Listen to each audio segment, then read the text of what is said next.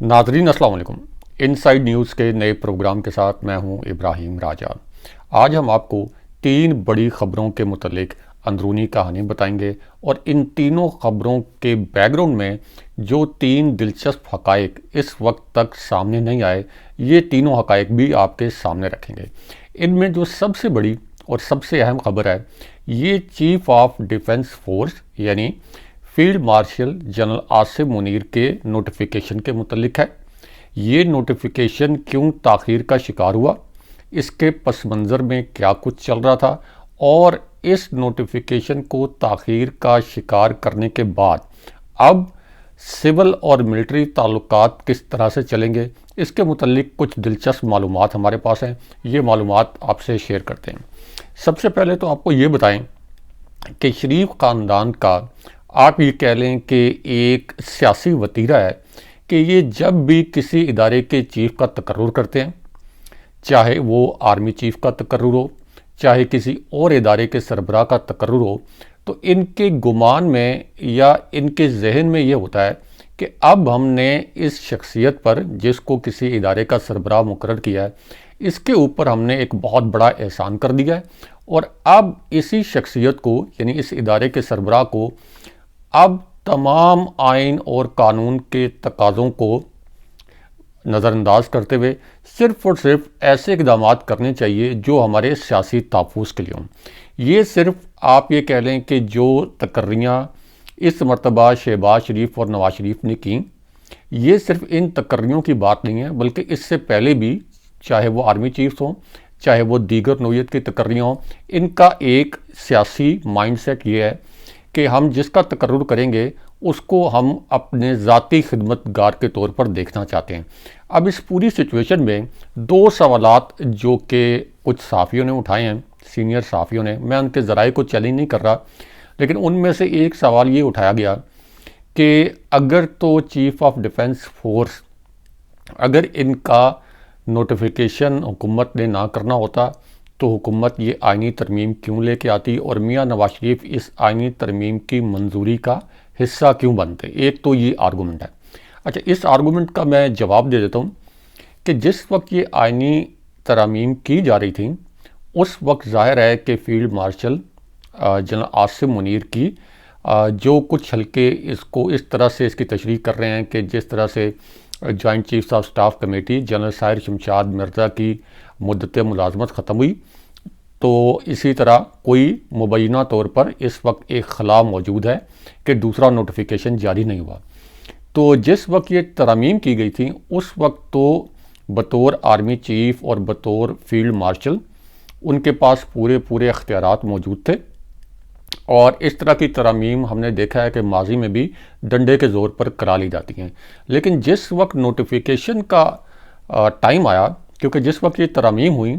उस वक्त तो इस हुकूमत के पास एक्सप्लॉइट करने के लिए कुछ नहीं था। आर्मी चीफ़ की मुद्दत मुलाजमत जारी थी, उनकी मियाद के मुतल्लिक कोई नोटिफिकेशन जारी करना ज़रूरी नहीं था। तो इस तरह की तरमीम तो डंडे के ज़ोर पर हो जाती हैं। लेकिन जब नोटिफिकेशन का मामला आए, चाहे वो एक्सटेंशन का नोटिफिकेशन हो, चाहे वो एक नई सिरे से तकर्री का नोटिफिकेशन हो, तो उस वक्त किसी भी हुकूमत के पास एक मौका आ जाता है कि वो अपनी अहमियत को जताए, अपनी अहमियत बताए, और शरीफ ख़ानदान ने इस मौके को एक्सप्लॉइट किया है। शरीफ ख़ानदान ने इस मौके को एक्सप्लॉइट किया और जानबूझकर इस नोटिफिकेशन में ताख़ीर की गई है। क्यों? क्योंकि उनका ये ख्याल है, ख़ास तौर पर मियाँ नवाज शरीफ का, और हमारे ज़राए ने इस बात की तस्दीक भी की है कि मियाँ नवाज शरीफ का ये ख्याल है कि चूँकि ये तकर्री उन्होंने की थी और उस वक्त वो लंदन में थे, जनरल बाजवा का दबाव भी था कि उनको 6 माह की एक्सटेंशन दे दी जाए ताकि 76वें लॉन्ग कोर्स के जो दीगर लेफ्टिनेंट जनरल्स हैं, जिनमें general Azhar Abbas, general Nauman, general फैज़ हमीद और जनरल साहिर शमशाद मिर्ज़ा, ये जनरल बाजवा ने दबाव डाला कि ये सब अप्रैल 2023 में रिटायर हो जाएंगे, यानी अगले साल रिटायर हो जाएंगे, इसलिए मुझे 6 माह की एक्सटेंशन दे दी जाए और फिर किसी और को आर्मी चीफ बनाया जाए। लेकिन मियाँ नवाज शरीफ ने लंदन से ये फ़ैसला किया कि army chief general Asim Munir को बनाया जाएगा। अब मियाँ नवाज शरीफ के دو طرح کے ہلکے پھلکے گلے ہیں، کیونکہ اس سے زیادہ گلے ان کے اس لیے نہیں ہو سکتے کہ وہ 60 ہزار کی لیڈ سے نون لیگ کے جو لوگ ہارے ہیں ان کو دوبارہ جتوایا گیا فارم 47 کے ذریعے۔ تو ان کا خیال یہ ہے کہ ایک تو لندن سے ان کو بلوایا گیا تھا اور اس کا مقصد یہ تھا کہ وہ وزیر اعظم بنیں گے، لیکن بعد میں اسٹیبلشمنٹ نے بہت کلیئرٹی کے ساتھ بتا دیا کہ شہباز شریف وزیر اعظم بنیں گے، اور نواز شریف اور مریم نواز کے خلاف اس مبینہ یا انڈائریکٹ سازش میں شہباز شریف شریک تھے۔ تو انہوں نے یعنی ملٹری اسٹیبلشمنٹ نے اور شہباز شریف نے یہ فیصلہ کیا کہ نواز شریف پرائم منسٹر نہیں بنیں گے، ان کو کنوے کیا گیا۔ یہ باقی بعد کی جو باتیں ہیں کہ میاں نواز شریف پرائم منسٹر نہیں بننا چاہتے تھے، یہ فضول باتیں ہیں۔ یہ میاں نواز شریف یا نون لیگ کے جو حامی صحافی ہیں یہ وہ کر سکتے ہیں، لیکن اصل میں سب کو پتہ ہے،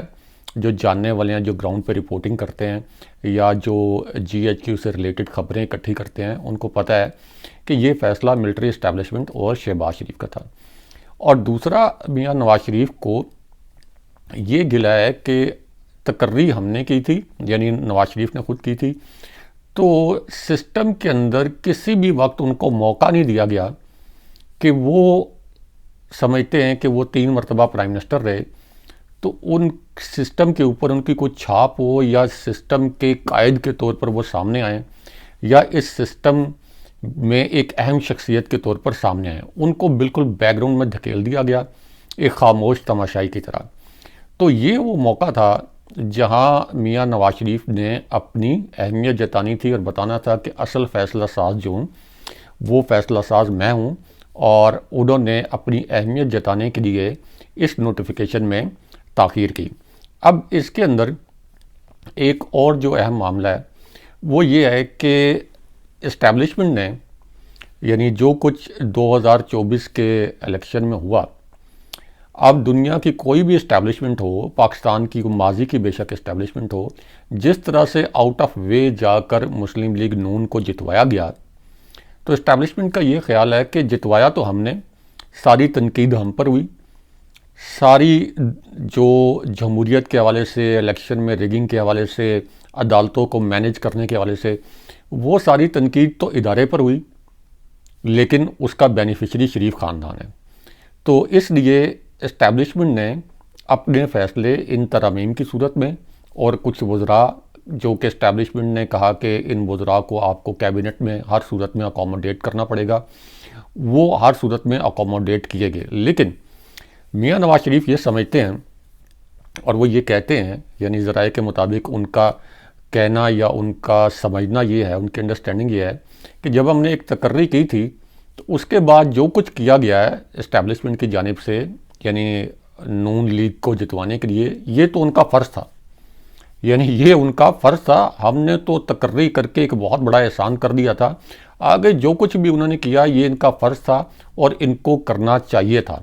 یعنی وہ یہ اس کو احسان نہیں مانتے کہ جو آؤٹ آف وے جا کر نون لیگ کو جتوایا گیا اور تحریک انصاف کو ہروایا گیا، وہ کہتے ہیں کہ یہ کوئی احسان نہیں ہے، یہ تو فرض تھا جب ہم نے تقرری کر دی، تو وہ تقرری اصل میں ایک بہت بڑا احسان تھا۔ تو ایک تو اس کا جو پس منظر ہے وہی ہے۔ دوسرا یہ ہے کہ میاں نواز شریف کا یہ خیال ہے کہ جب ہم نے یہ تقرری کر دی تھی تو اس کے بعد الیکشن ہمیں جتوانے کے لیے، عدالتوں کو مینیج کرنے کے لیے، اس میں تو اسٹیبلشمنٹ کو ایک اپنا کردار ادا کرنا چاہیے تھا، لیکن آرمی چیف ہوں یا ملٹری اسٹیبلشمنٹ کے دیگر کردار، ان کو مکمل طور پر پس منظر میں رہنا چاہیے تھا۔ یعنی یہ جو ترمیمیں کروائی گئی ہیں، سب کو پتہ ہے کہ یہ ترمیمیں پریشر میں کروائی گئی ہیں، دباؤ میں کروائی گئی ہیں، نجی محفلوں میں نون لیگ کے لوگ خود کہتے ہیں۔ تو ہم سے اس طرح کی ترمیمیں نہیں کروانی چاہیے تھی، اور اس طرح کی ترمیموں کے لیے ہم پر کوئی دباؤ نہیں ڈالنا چاہیے تھا۔ اب اس کے اندر دو اور اہم باتیں ہیں۔ ایک تو یہ کہ نوٹیفیکیشن میں جو تاخیر کی گئی، اور اب اگر نوٹیفیکیشن یعنی جاری ہوتا ہے نہیں ہوتا، جو تاخیر کی گئی اس کے نتائج کیا نکلیں گے۔ ایک تو جب آپ اس طرح کا نوٹیفیکیشن تاخیر سے جاری کرتے ہیں اور کسی بھی ادارے کے سربراہ کو پبلک ڈیبیٹ کا سبجیکٹ بنا دیتے ہیں، ایک کنٹروورشل ڈیبیٹ کا سبجیکٹ بنا دیتے ہیں، تو وہ جو پنڈی میں بیٹھے ہوئے ہیں وہ بھی کوئی روٹی کو چوچی تو نہیں کہتے، ان کو بھی پتہ ہے کہ یہ کیا ہو رہا ہے اور اس کے پیچھے مقصد کیا تھا۔ تو ایک تو بات طے ہے کہ جو ایک صفحہ ملٹری اسٹیبلشمنٹ کا اور سول حکومت کا، یعنی شہباز شریف کی فارم 47 والی حکومت کا وہ جو صفحہ تھا، وہ مکمل طور پر اب گچڑ مچڑ ہو گیا۔ گچڑ مچڑ آپ سمجھتے ہیں کیا ہوتا ہے؟ یعنی ایک پیپر کو ایسے ایسے آپ مسل دیں، اس کے بعد نوٹیفیکیشن آپ جاری کریں، جا کے شہباز شریف جیسے ان کی ایک عادت ہے، بے شک چیف صاحب کے جا کے بوٹ خود بھی پالش کریں، جو مرضی کر لیں، شریف خاندان جو مرضی کر لے، بے شک اس پیپر کو، وہ جو ایک پیج جس کو سیم پیج کہتے ہیں، اس پیج کو بے شک اس طرح کر لیں، لیکن وہ جو ایک پیج کے اندر سلوٹیں آتی ہیں وہ کبھی ختم نہیں ہوتی۔ اور یہ آپ ماضی میں دیکھ لیں کہ جتنے بھی آرمی چیفز کے ساتھ سول حکومتوں کا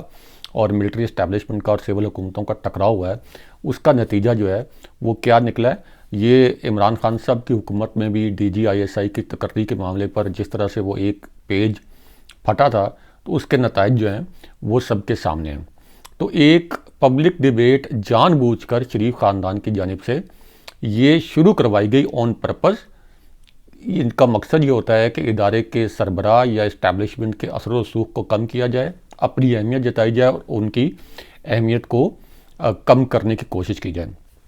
اب اس پوری سچویشن میں دو چیزیں بہت اہم ہیں کہ نوٹیفیکیشن جس وقت ہونا تھا اس وقت یہ سب کچھ کیوں کیا گیا۔ دیکھیں، اس کے حوالے سے دو